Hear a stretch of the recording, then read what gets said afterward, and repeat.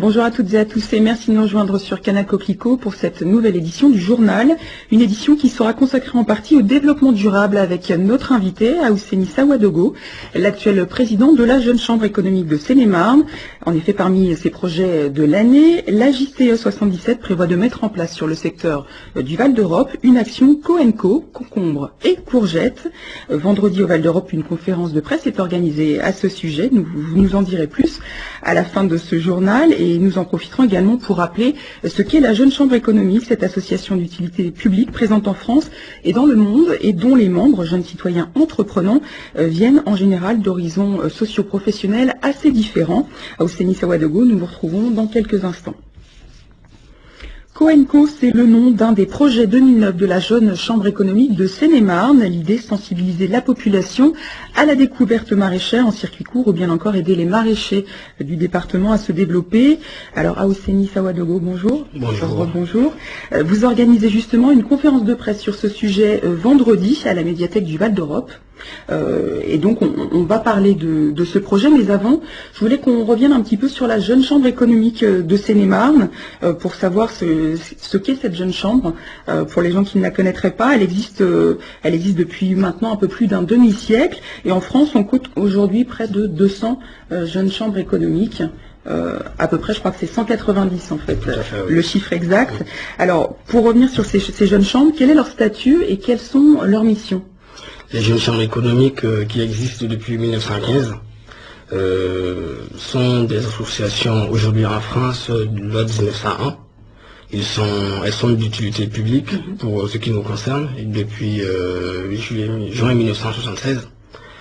Leur mission, la mission première de la Jeune Chambre, c'est d'offrir des opportunités de prise de responsabilité sociale, économique diverses, dans l'objectif de devenir des leaders de demain. Donc pour les membres qui en font partie. Pour les membres et pour plus globalement aboutir à une paix universelle et pérenne. Alors quelle est la relation entre la Chambre de commerce et d'industrie et les jeunes chambres économiques?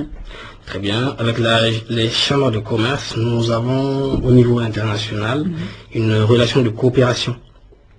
Nous ne sommes pas, comme le disent certaines personnes, des petites sœurs ou bien... C'est vrai que c'est ce qu'on pourrait imaginer. Des petits enfants des chambres de commerce. Non, non, nous avons des relations de coopération. Nous pouvons avoir des partenariats.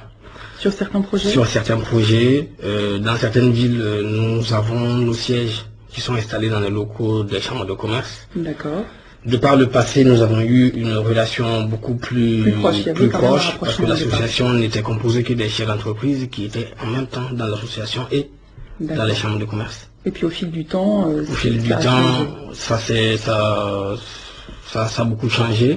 Il y a eu beaucoup d'autres types de personnes ou catégories sociales qui ont intégré l'association. Alors justement, au niveau de ses membres, on sait que ces jeunes chambres économiques, elles vivent grâce à leurs membres qui sont tous bénévoles.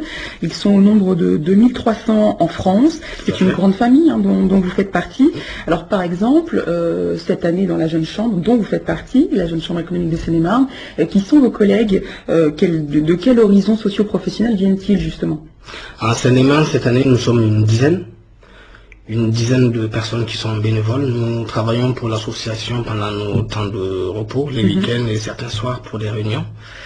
Qui composent l'association cette année, nous avons des ingénieurs, des chefs d'entreprise, des travailleurs sociaux, des étudiants. Par exemple? Moi, je suis ingénieur en qualité, par exemple. D'accord. Et ce qui ne m'empêche pas de travailler avec des étudiants ou des travailleurs sociaux ou des chefs d'entreprise. Au sein de cette jeune chambre. Au sein de cette association, oui. Alors, est-ce que les tâches sont réparties? On va y revenir parce que vous travaillez effectivement sur plusieurs projets, des projets qui aboutissent sur l'année. L'année où vous faites partie de la jeune chambre ou pas forcément, qui se prolongent un petit peu. Il y a différents domaines en tout cas d'action. Il y a domaine économique, culturel, humanitaire, international.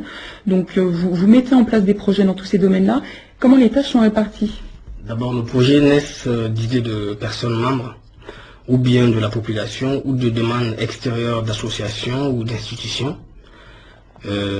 nous nous mettons dans ces projets en formant un groupe de personnes qu'on appelle commission. Nous ne parlons pas de distribution de tâches, on se met dans le projet parce que ça nous intéresse, ça nous anime, selon l'envie. Et ça part d'un développement local à national, international. D'accord. Si nous voyons tout à l'heure les projets qui ont déjà été développés par la Jeune Chambre, on verra que c'est beaucoup divers. Et les projets ne se font pas forcément sur une année. Il y a des projets qui s'étendent sur 2-3 ans. D'accord. Il y a des projets qui se font sur une année. Et l'objectif pour nous, c'est d'identifier un besoin, de combler ce besoin par une activité projet qui peut aboutir à un document ou une action concrète qui est visible. Alors justement, en termes d'action concrète, on va aller très vite parce qu'il faudrait quand même qu'on parle du projet Coenco. Oui. La Jeune Chambre, on le sait pas forcément, est à l'origine de plusieurs projets qui sont devenus pérennes. Le 18, le numéro d'appel pour les sapeurs-pompiers, ou bien encore les containers de récupération de verre. Les rues piétonnes aussi, je sais qu'il y en a quelques autres. Alors, on ne le sait pas forcément parce qu'ensuite ça a été repris par des associations et puis les gens vivent avec ces projets aujourd'hui. C'est nous des projets réussis puisque quand ça réussit, nous faisons une transmission. D'accord. Donc après la transmission, nous ne venons que quand on sent que ça part vers l'échec. On peut citer également les gardes malades dans les hôpitaux. D'accord. L'ordinateur ou l'informatique Internet au pied du lit, on est en train de le développer. Alors rapidement, on va reparler de Coenco avant de terminer. Donc ça, effectivement, c'est un projet qui est en lien avec le développement durable et l'agriculture maraîchère. Quelle en est l'idée principale? Parce que vous voulez développer cette idée sur le Val d'Europe. Vous faites une conférence de presse là ce vendredi à la médiathèque. Donc quelle en est l'idée? Ça va être une émulation collective? Vous en êtes au départ? Vous avez une idée bien précise? L'objectif principal de Coenco, qu'on appelle concombre et courgette, c'est de sensibiliser les populations, les élus, les détenteurs fonciers à une création d'une structure de distribution type coopérative. Alors on n'est pas dans la map là, c'est encore autre chose. Non, c'est encore autre chose. Les AMAP sont isolés par association. Nous voulons créer... C'est les associations de maintien pour l'agriculture paysanne, on en voit quelques-unes. Là, c'est encore autre chose. Ça, c'est encore autre chose, mais qui vient en complément aux AMAP, puisque les personnes qui ne sont pas sensibilisées à l'agriculture bio, ni à l'agriculture paysanne, ne vont pas forcément adhérer à ces organisations. Mais la création d'une structure, à travers une sensibilisation telle que nous allons faire, donnera plus de possibilités et d'opportunités aux personnes qui vivent dans les villes comme le Val d'Europe d'avoir accès à des produits maraîchers, produits biologiques, et qui sauront d'où viennent ces produits. D'accord. On fera un circuit court. Donc concrètement, très rapidement, parce qu'on va devoir terminer, mais l'idée c'est non pas comme les AMAP d'aller au-devant d'un producteur qui n'est pas forcément près de chez eux, ce serait peut-être l'idée de faire venir un producteur aux abords du secteur du Val d'Europe. C'est une idée possible ça, pour que les gens puissent avoir accès à ces produits. Nous ne sommes pas détenteurs de la solution qui sortira avec les collectivités, voilà. De la conférence, mais à la sortie, le résultat peut être une organisation locale, quelque chose de matérialisé dans une boutique par exemple, où des agriculteurs viendront déposer leurs produits. Aussi. Ils seront en relation avec les consommateurs, il n'y aura pas d'intermédiaire, c'est ce que nous ne souhaitons pas. Donc on parle beaucoup de circuit court, un maintien de la relation entre le consommateur et le producteur, et du coup ils deviennent des consommateurs.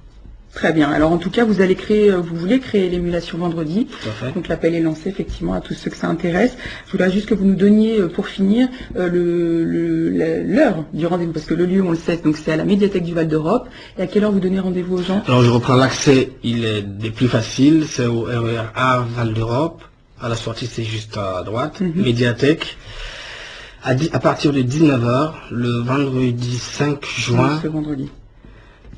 Une conférence suivie d'un débat. Nous souhaitons qu'à la sortie de cette conférence, débat, il y ait un résultat, des idées qui partent pour une création de quelque chose répondant aux besoins de la population. Sawadogo, merci d'être venu, merci d'avoir répondu à nos questions. Merci à vous. Avant de